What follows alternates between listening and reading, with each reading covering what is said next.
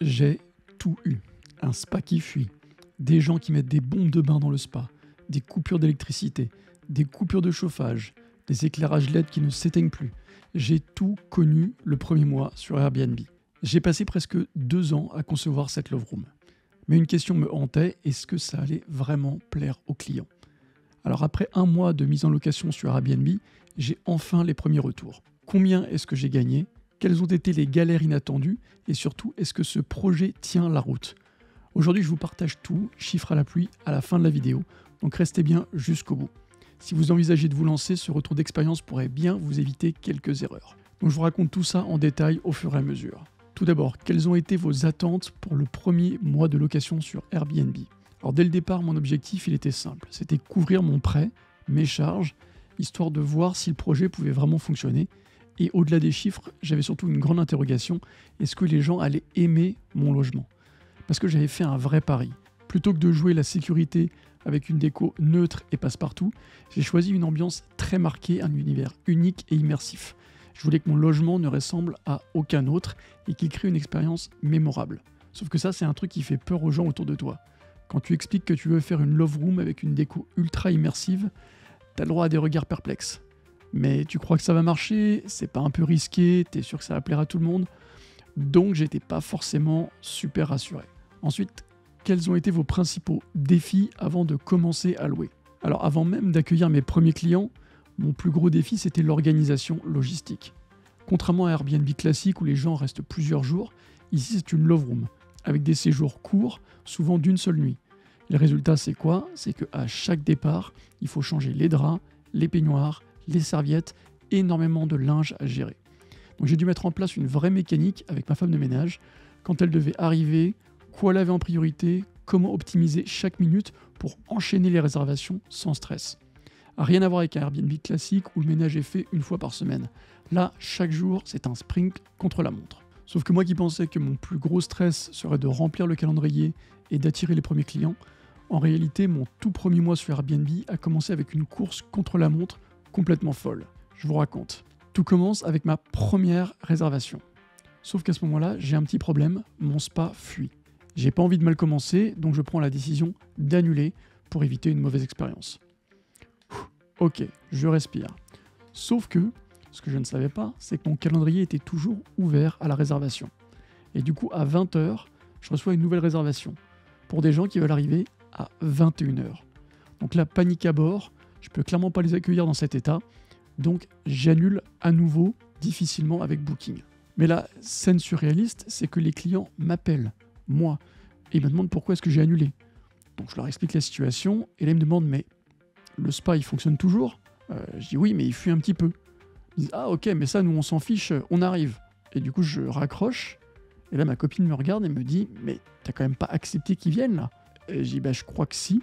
Donc du coup, on saute dans la voiture, on file au logement, et on se retrouve à faire le ménage à toute vitesse, avec les seaux à la main, le stress quoi.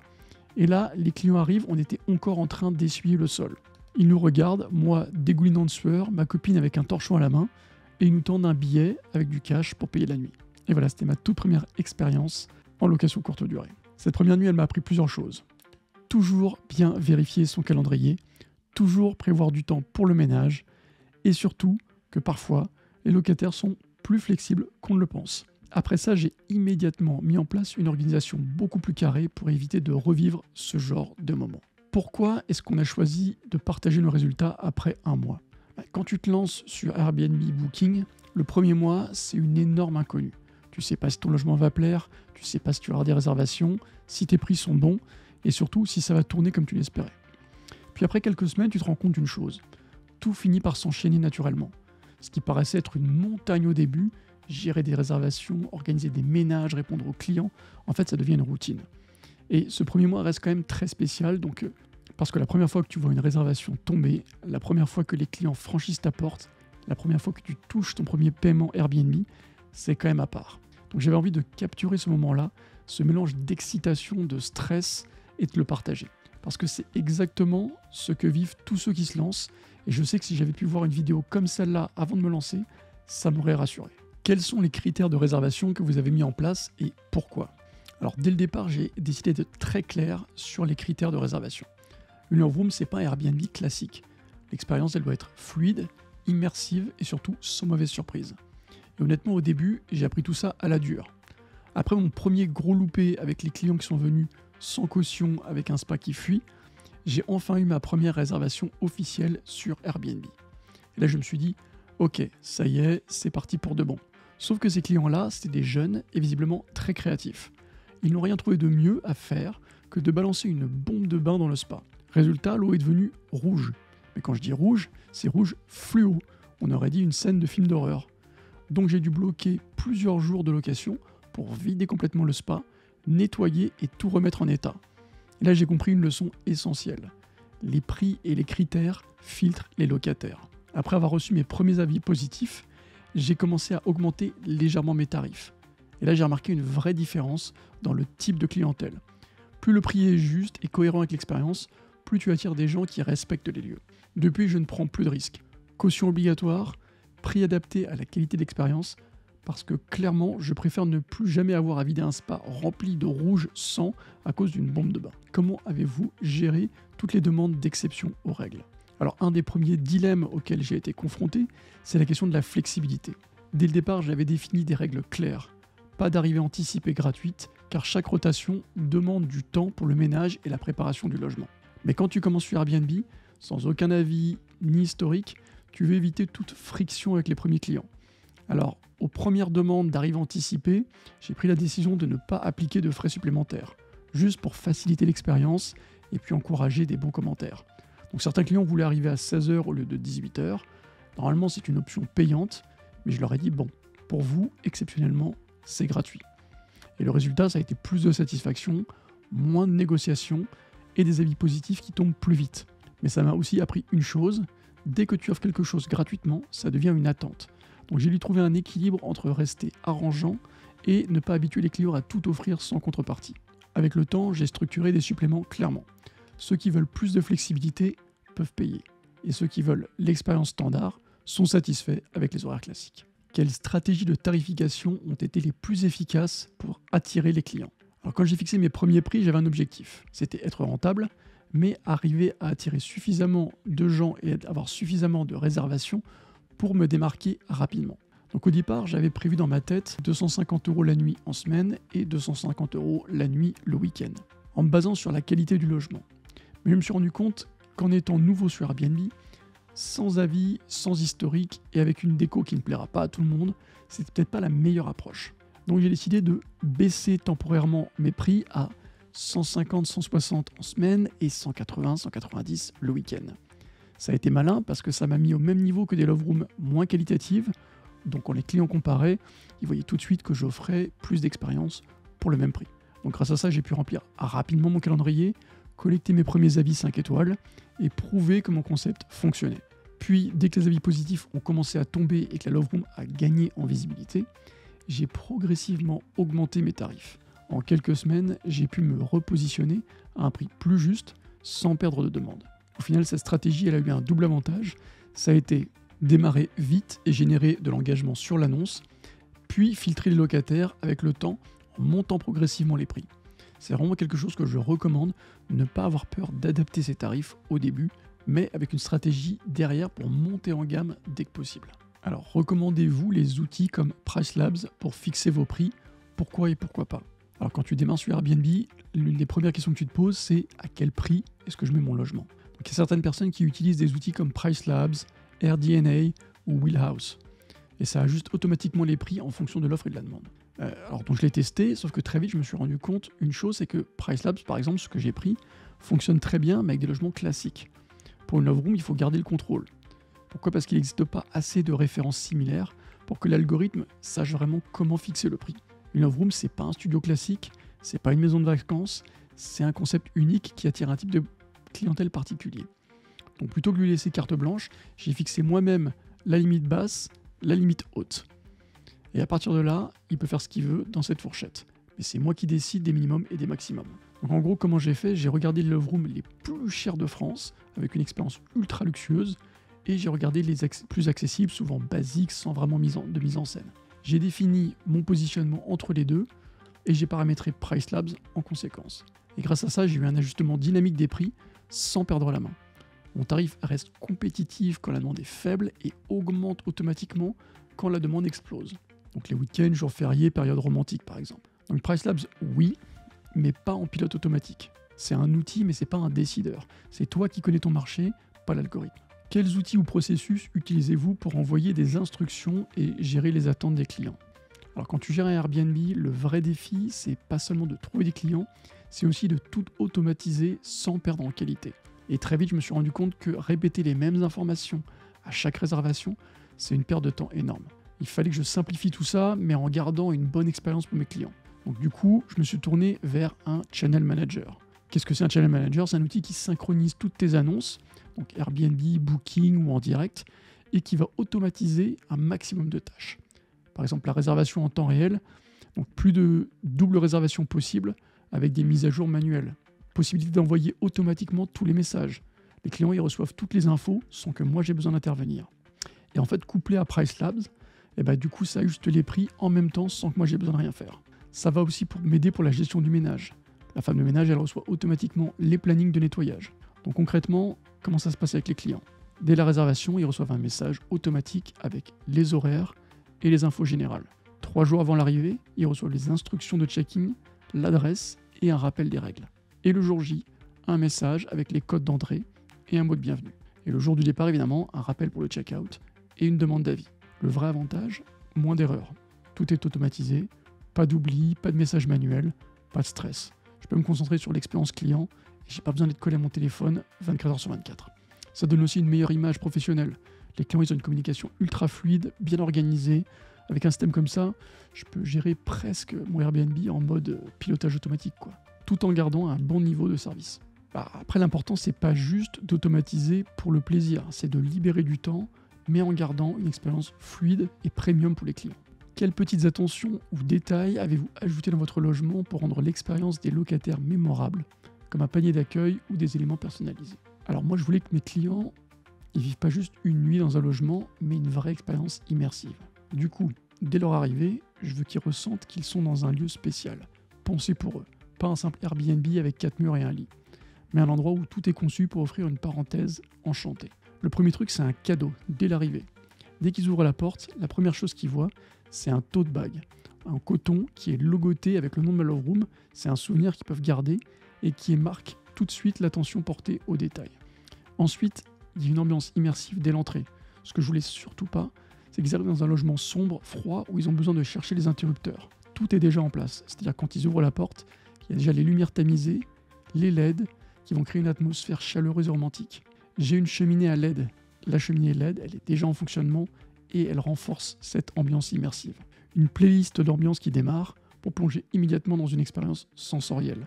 Le but, c'est qu'en une fraction de seconde, ils oublient le monde extérieur et ils entrent immédiatement dans une bulle de bien-être et de plaisir.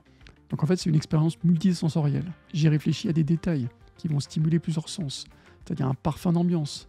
Forcément, ils vont mémoriser cette odeur. Des produits haut de gamme dans la salle de bain pour renforcer l'idée du luxe. Un mini-bar avec des boissons disponibles qui peuvent facilement être achetées avec un QR code pour tout ce qui est alcool. Ça, c'est des petites choses qu'ils proposent dans la Love Room qui montrent que tu ne vends pas juste une nuit, tu vends un moment unique. Et plus ce moment est réussi, plus les clients en parlent, laissent des bons avis et reviennent. Comment gérez-vous les objets oubliés, comme de la nourriture, laissés par les locataires? Alors quand on gère un Airbnb, il y a toujours des objets oubliés et des restes de nourriture. Clairement, j'ai dû trouver une méthode simple et efficace pour gérer ça. Jusqu'à présent, en un mois, j'ai déjà eu une ceinture, j'ai déjà eu un porte-jartel, j'ai déjà eu un string et j'ai déjà eu des préservatifs. Donc autant dire que ça y est, j'ai fait le tour de tout ce qui peut être oublié dans une love room. Quand le client il laisse un objet derrière lui, je le contacte directement via Airbnb ou par message. Bonjour, lors du message, nous avons trouvé tel type d'objet, voulez-vous qu'on le garde ou qu'on vous le renvoie? Donc si c'est quelque chose d'important comme une montre, des bijoux, etc., on va tout faire pour le renvoyer. Mais si c'est des petits objets basiques, etc., là j'attends que les gens me contactent. Voilà, si c'est effectivement, je les ai pas recontactés pour leur dire vous avez oublié des préservatifs par exemple. Si c'est de la nourriture par contre, on ne stocke pas. Quand ils s'en vont, s'ils laissent des choses, soit c'est ma femme de ménage qui les récupère si ça l'intéresse, il n'y a pas de problème. Si elle en veut pas, moi je récupère et soit je jette, soit je garde. Mais par contre, une chose est sûre, c'est que je ne laisse jamais des restes pour les clients suivants. Ça peut paraître sympa de laisser un peu de trucs, mais en fait ça fait pas pro, ça fait pas clean. Donc c'est mieux qu'ils aient l'impression que le logement a été uniquement créé pour eux et qu'il n'y ait pas eu des gens juste avant qui aient utilisé le logement. Quels enseignements vous tirez de la gestion du nettoyage et surtout au début? Alors quand tu lances le truc, tu t'attends à gérer des réservations, des clients et du marketing. Mais en fait, le plus important, c'est de gérer le ménage. C'est la logistique. Il faut que ce soit carré parce que sinon tout s'écroule. Ça a été une véritable démonstration. J'ai voulu créer une organisation très carrée. J'ai mis en place une checklist très détaillée pour que ma femme de ménage, elle ait à disposition et qu'elle sache exactement quoi faire. La première fois, je lui ai même montré comment on faisait et j'ai demandé de me renvoyer des photos après son passage pour valider. Jusque-là, tout roulait, jusqu'à la première galère du mois. Je vous dis, j'ai enchaîné les galères. Ça a été le linge, le cauchemar du linge. J'avais prévu un service de blanchisserie pour ne pas me prendre la tête avec les lavages et éviter d'avoir à faire des machines. Sauf que ils ont plusieurs fois oublié soit de prendre le linge sale, soit de ramener le linge propre. Et là, ça a été la catastrophe parce que j'ai eu des réservations prévues au moment où je n'avais plus de stock de linge. Panique totale. J'ai dû faire moi-même, alors ça m'est arrivé plusieurs fois, j'ai dû faire moi-même des lessives, courir chez moi, faire des lessives, essuyer, sécher et ramener. Mais il y a eu d'autres moments où moi, je n'étais pas là et où ma femme de ménage a dû courir jusqu'à la laverie automatique pour sécher, laver, sécher des draps, vraiment pour ramener ça à la dernière minute, pour installer, etc. Donc on a vraiment eu des gros problèmes là-dessus. J'ai dû régler le souci, je suis passé à 2 doigts de changer de prestataire, mais j'ai mis les points sur les i, j'ai vraiment mis les choses au point et maintenant il n'y a plus eu un seul retard, plus une seule erreur. Mais bon, par contre, je garde toujours un œil sur les livraisons et dès qu'il y a un problème, je sais que je vais relancer immédiatement. La moralité, c'est qu'il ne faut jamais croire qu'un prestataire externe va tout gérer parfaitement tout de suite. Le mieux, c'est d'être exigeant tout de suite, de fixer des bonnes règles pour éviter ensuite les mauvaises surprises. Comment est-ce qu'on gère la communication avec les locataires lorsqu'il y a un imprévu? Alors si je devais résumer en une phrase ce que j'ai appris avec les imprévus, c'est que les clients peuvent pardonner un problème, mais pas une absence de communication. Et honnêtement, j'ai eu la dose de galère, vous l'avez vu, il y en a eu encore d'autres. Dès les premières semaines, j'ai eu une coupure de courant à 2h du matin. Donc il était 2h, imagine, et le téléphone sonne. Et là, c'est les locataires en panique qui me disent qu'ils sont dans le noir total, qu'ils n'ont plus de courant et que le jacuzzi ne fonctionne même plus. Donc là, tu te réveilles en mode zombie, tu essaies de comprendre ce qui se passe. Je regarde mon truc EDF, je comprends pas ce qui se passe. Et là, d'un seul coup, je me souviens, bah oui, en fait, mon contrat, il n'était pas encore mis à jour pour l'utilisation du spa. C'est-à-dire qu'en fait, le spa tirait beaucoup trop d'électricité. Du coup, je me retrouve à devoir leur expliquer dans le noir comment trouver le tableau électrique. Ça peut paraître évident quand on est chez soi, mais quand quelqu'un ne connaît pas le logement, c'est très compliqué. De leur faire relancer le disjoncteur et d'espérer que ça ne saute pas à nouveau. Donc heureusement, ils ont été compréhensifs, mais là, j'ai compris tout de suite qu'il fallait que je ne laisse pas ce genre de problème recommencer.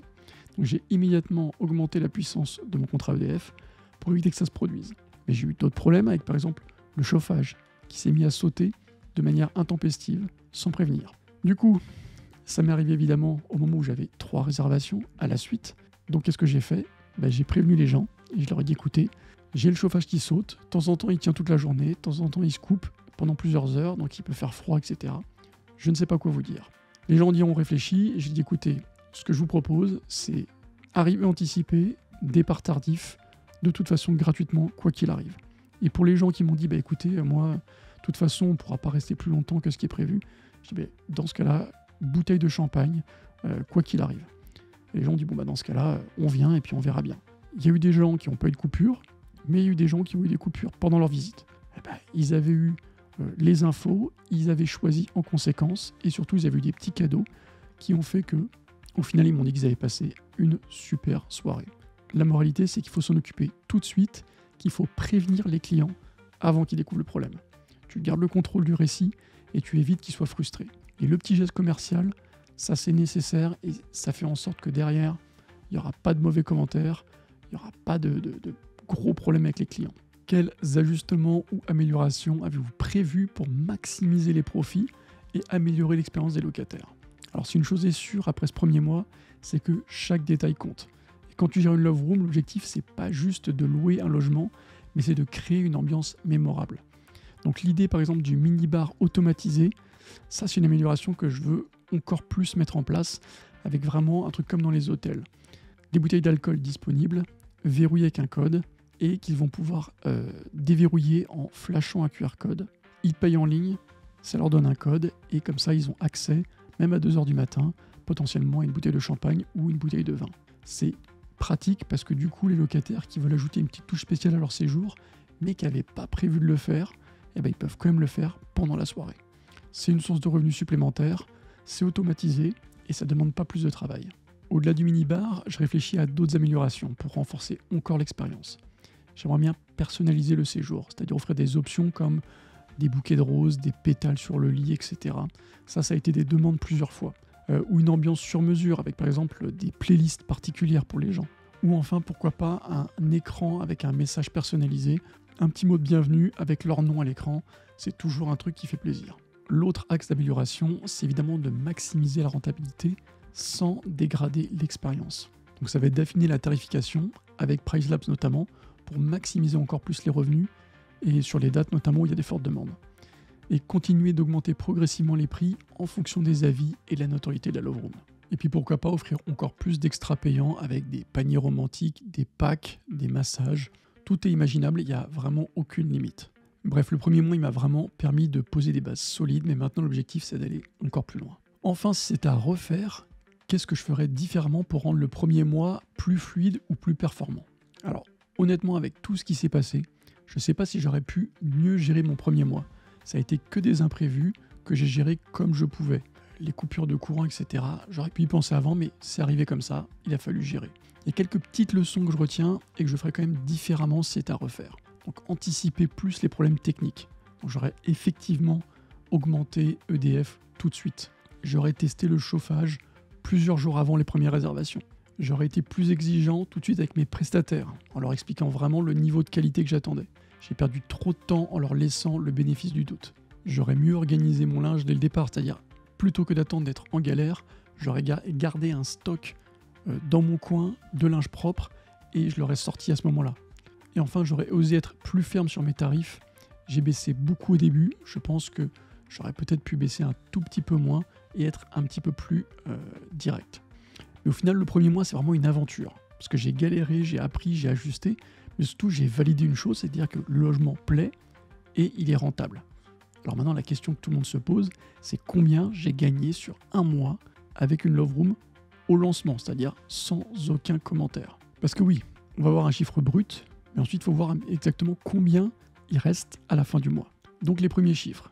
Sachez que sur 30 jours, avec toutes les galères que j'ai eues, je n'ai eu que 16 nuits de louer. Mais 16 nuits, c'est-à-dire sans aucun commentaire, on se lance, j'ai les problèmes de spa, les problèmes d'électricité, les problèmes de coupure de tout. Donc à chaque fois, j'ai dû couper pendant 2 jours, 3 jours le logement pour m'assurer que tout allait bien, pour régler le problème. Donc au final, 16 nuits, c'est quand même vraiment, vraiment pas mal. Le tarif moyen, grosso modo, en gardant avec les charges, c'est 238 € par nuit, donc c'est vraiment pas mal. Le total brut encaissé, c'est donc 3 777 €. Après les frais de plateforme, il me reste 3 192 €. Là, il va falloir retirer toutes les dépenses. Les dépenses, il y a les charges fixes et les charges variables. Donc les charges fixes, c'est le remboursement du prêt. Là, il va être variable pour tout le monde. Moi, j'ai 950 € par mois à rembourser. Se rajoute à ça 300 € d'électricité, parce qu'un spa, chauffage tout le temps, etc., ça coûte cher. 380 € de ménage et 380 € de linge. Ça fait 3192 moins 2130 €. Ça fait 1062 € de bénéfices. Ce que ça veut dire concrètement, j'ai couvert toutes mes charges et je termine avec 1062 € de bénéfices nets, ce qui est plutôt une bonne nouvelle pour un lancement. Alors bien sûr, tout n'a pas été parfait, il y a encore plein de choses à optimiser, mais ce qui est sûr, c'est que le modèle fonctionne et que la Love Room attire des clients. Donc maintenant, l'objectif, c'est d'augmenter encore la rentabilité en affinant les prix, en réduisant certaines charges. Si vous êtes en train de vous lancer sur Airbnb, j'espère que ce retour d'expérience vous aidera et vous permettra de mieux anticiper vos chiffres et vos dépenses. Donc ça n'est que le début en conclusion. Le premier mois, ça a été une vraie aventure entre les bonnes surprises et les galères, les ajustements de dernière minute. J'ai énormément appris. Donc le bilan, il est clair, c'est que le logement plaît, que je réussis à couvrir les charges et que j'ai même du bénéfice. J'ai identifié ce qui ne va pas, ce qui doit être amélioré. Mais surtout, j'ai compris que pour gérer un Airbnb, c'est pas juste louer un logement. C'est vraiment gérer une expérience, une logistique et une relation client. Donc maintenant, il va falloir optimiser encore plus l'expérience, ajuster la stratégie des prix et anticiper les imprévus. Je vais continuer à partager cette aventure avec vous. Si cette vidéo vous a plu, likez et abonnez-vous et dites-moi en commentaire si vous aimeriez en voir plus dans les prochains épisodes. Si vous voulez vous aussi savoir comment être prêt dès le début, j'ai dans la description une petite checklist de 30 choses à avoir de prêt avant de se lancer. Si vous suivez ces 30 choses, vous ne pourrez pas vous planter, vous aurez prévu tous les imprévus. Téléchargez-la, c'est dans la description. À très bientôt pour la suite, c'était Sylvain.